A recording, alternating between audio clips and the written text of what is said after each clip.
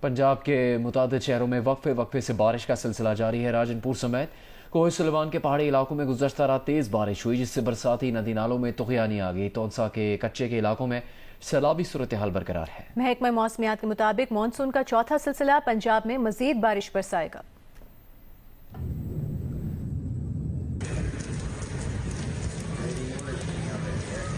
راجنپور شہر اور گردنواں میں گزشتہ رات تیز آندھی کے بعد ہلکی اور تیز بارش ہوئی۔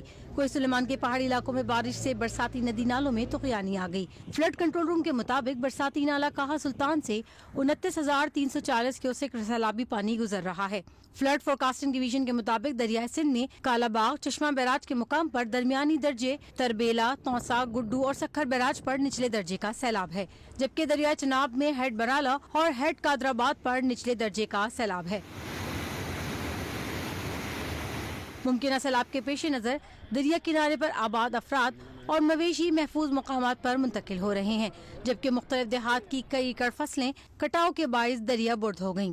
تونسا کے کچے علاقوں میں سیلابی صورتحال برقرار ہے۔ علاقہ جنگی بھی زیر آب آ گیا۔ بیٹ لدہ کی بستیوں میں سیلابی پانی داخل ہو گیا۔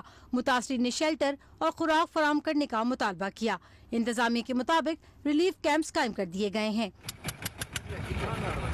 کمالیہ شہر میں بارش سے متعدد علاقوں میں پانی جمع ہو گیا، جبکہ مختلف فیڈر ٹرپ ہونے سے بجلی کی سپلائی معطل ہو گئی۔